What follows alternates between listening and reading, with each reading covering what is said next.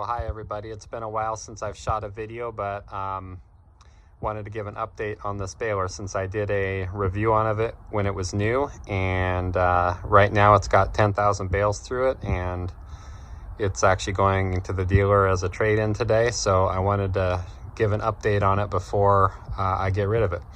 So like I said, we've had this 5 years. It has 10,000 bales through it. Thought I'd show you the things that I've had issues with, and the overall it's been a great baler.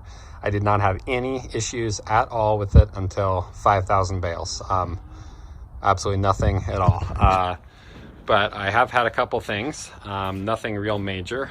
The first thing that we had go wrong with it was these tailgate latches, where the cylinder attaches here on the tailgate latches for this model. This piece just kind of comes straight up like this, and it broke off on both sides. I tried welding it and it just snapped again right here. And so after the second time fixing it, I got this piece from New Holland, and that is the updated model part that's on their new BR450 style balers.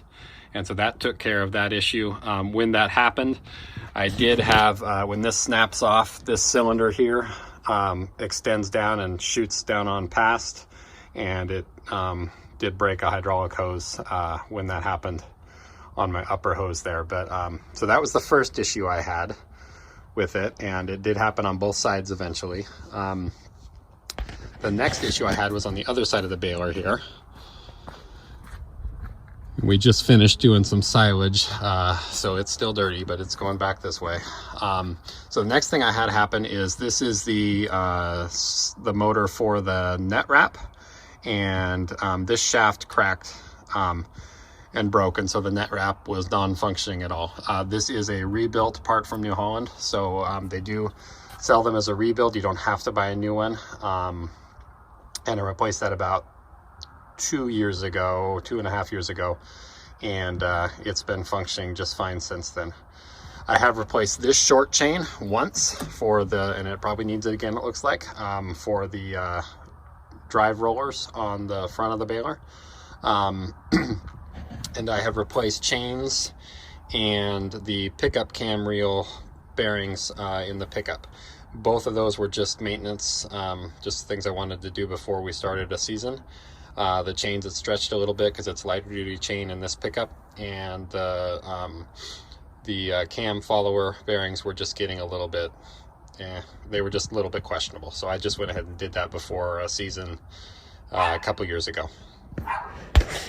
I did have the bearing, this drive roll bearing go out on me about 6,000 bales into the baler.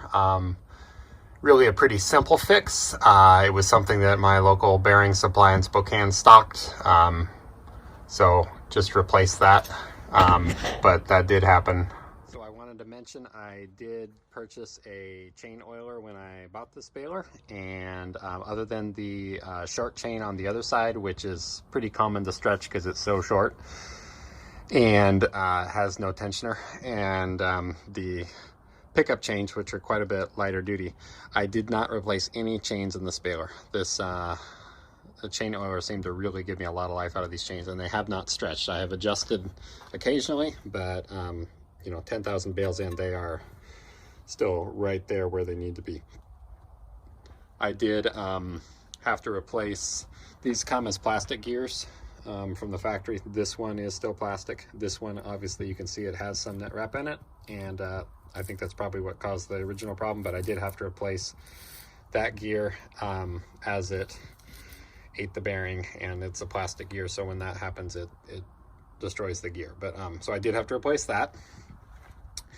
And the other major issue I had with this baler, which really wasn't too bad, but it was a big deal, was these rollers broke where they welded the smaller shaft that goes into the bearing into this tube at about 9,000 bales. Both of those, this roller and the roller in front, broke, and they broke on different sides, but when they do that, it kind of tweaked the side of the baler. You can see there a little bit. and I had to straighten that and re-weld those tubes up and replace the bearings because it broke the bearing sleeve, or the holder for the bearing there. But overall, those were my issues with this.